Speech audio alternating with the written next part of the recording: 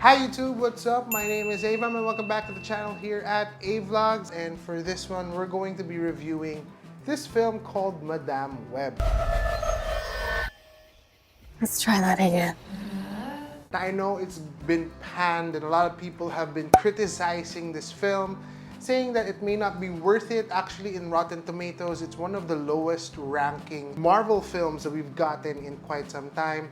And honestly, going into the cinema, alam ko na yon, but I still wanted to see it. I still wanted to give it a chance. I still wanted to see if it's actually still worth watching, and kaya ngayon, i-review ko na siya. Now, just a brief context about the film first and foremost. It's very interesting to see this film revolving around Madame Web, which is basically a character in the Marvel comics who's blind, who's paralyzed, but is an empath, who can basically see into the future. This is set in the world, if you will, of Spider-Man. And what's interesting about this film is that the trailer was actually pretty awesome. And I think that's where a lot of the criticisms are coming from. Sila Sweeney, Isabela Merced, and I forgot the other girl's name now, but their appearance in the trailer was so epic in a way.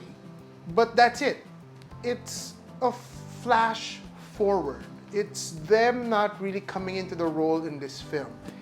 And in that way, Madame Web serves to be more of a, not really a prequel, but a startup. The beginning of what eventually will occur in the future.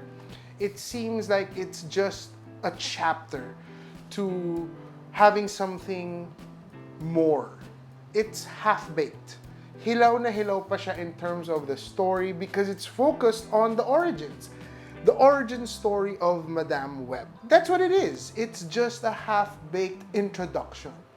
And I get where the criticisms therefore are coming in from, because there's so many elements that you could have been excited for, that you could have loved about this film, that was just undermined, and I felt like it was just overhyped in the trailer. So in that regard, it's just like a means to have a sequel that I feel will never happen. Now, talking about that, I feel like it's fine also that they will never get the sequel that they wanted. Kasi feel ko they're gonna find a way to intertwine it with the MCU. They're gonna find a way to intertwine the story, and it'll still make sense because of the excuse that it's part of the multiverse. And they're gonna eventually bring back these characters. So I feel like there's no waste. Now, I liked actually some of the casting choices here, especially the young women who portrayed the future Spider-Women. I think the casting choices were actually pretty spot on in delivering, you know, rising stars. I personally was telling my wife, Sydney Sweeney, in whatever role I've seen her so far, anyone but you, this one, she has a command on screen that is unlike anything I've seen. And I actually want to see White Lotus because I've heard she's there and that's where she started out. So I want to see more of her, and she did an amazing job here. It felt at times like her kind of movie. Even though she's the weird, dorky character here, I felt more of a presence every time she was on screen. Dakota Johnson, isa din comment namin ng wife ko, was medyo still, in my opinion, getting the ropes of the role that she's in for this one, and also in acting per se. She's not the most believable.